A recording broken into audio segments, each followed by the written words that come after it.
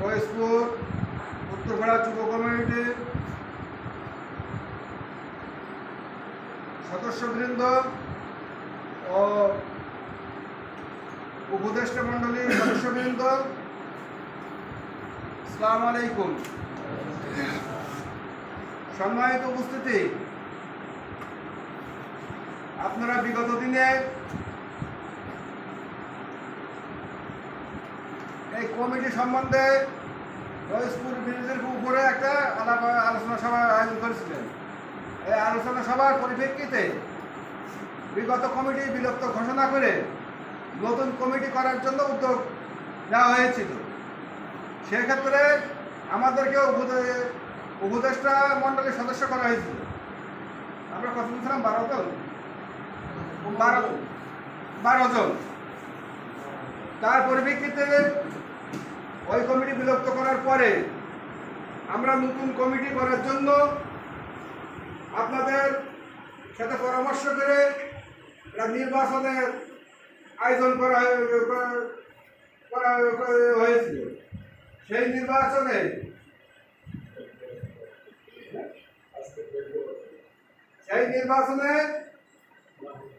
আজকের মঙ্গলবার ফলাফল ঘোষণা করার কথা।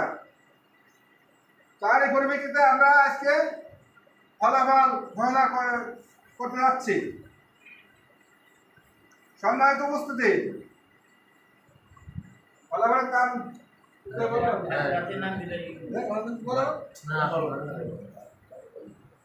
মোহাম্মদ সাইফুল্লাহ সভাপতি, বাচ্চা সহসভাপতি, মোহাম্মদ আবু সাইদ সহসভাপতি,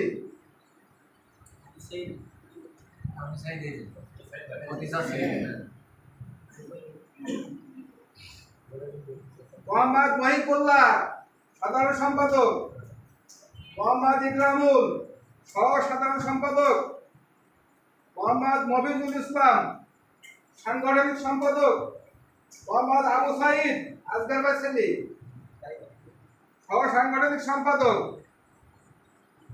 রনি অর্থ সম্পাদক, মামুন তথ্য প্রযুক্তি বিষয়ক সম্পাদক, মোহাম্মদ সাইফুদ্দিন দপ্তর সম্পাদক, মোহাম্মদ হাসানুর প্রচার ও প্রকাশনা সম্পাদক, আব্দুল মালেক ধর্ম ও সমাজ কল্যাণ সম্পাদক,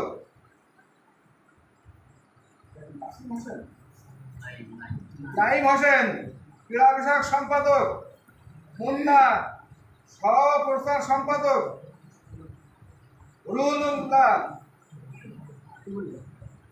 ত্রাণ বিষয়ক সম্পাদক, পারভেজ সাহিত্য সংস্কৃতি বিষয়ক সম্পাদক। আর একটা এখনো বাকি আছে, হ্যাঁ একজন বাকি আছে, সেইটা আপনারা সিলেক্টেড করে ওটার নামটা প্রস্তাব করবেন।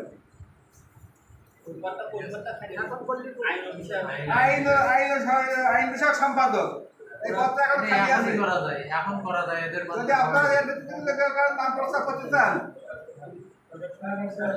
হ্যাঁ এখন কেউ কি ওই সালাউদ্দিন দিয়ে দেবে।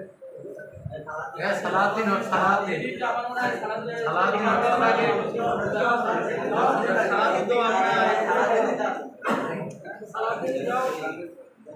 সালাউদ্দিন কি হবে সবাই মিলে?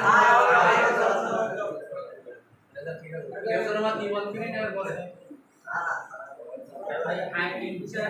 সম্মানিত উপস্থিতি, যে কমিটি ঘোষণা করা হলো এই কমিটিটা সম্পূর্ণ রেজুলেশন করে একটা গঠনতন্ত্র অনুযায়ী এই কমিটি গঠন করা হবে।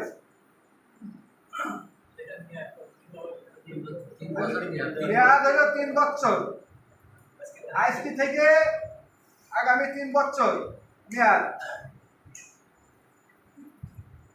সম্মানিত উপস্থিতি, তার ভিতরে আপনাদের উদ্দেশ্যে একটু কথাবার্তা বলি। কমিটি গঠন হইল, কমিটি গঠন করা কিন্তু খুব সহজ না, কিন্তু কমিটি কার্যক্রম টিকিয়ে রাখা কিন্তু খুব কঠিন ব্যাপার। বর্তমান আমার গ্রামে কয়েকটা প্রতিষ্ঠানে, কয়েকটা মাদ্রাসা আছে, বিভিন্ন প্রতিষ্ঠান আছে, কমিটিতে আমি আছি কম বেশি, সব জায়গায় কমিটিতে আছি। কিন্তু হচ্ছে কি, কমিটিতে একবারে টাকা পয়সা যার হাতে যায় সে আর মোটে বের করতে চায় না।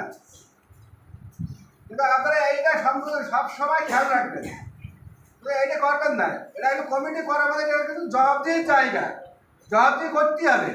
আপনি মনে করবেন যে কমিটির সভাপতি হয়েছি কি সেক্রেটারি হয়েছি, আমি বিরাট পাওয়ারফুল ব্যক্তি হয়েছি, আমি যা ইচ্ছা তাই করবো না, এটা করবে না। করলে কিন্তু প্রতিষ্ঠান ঠিকই থাকবে না, কমিটিও ঠিকই থাকবে না।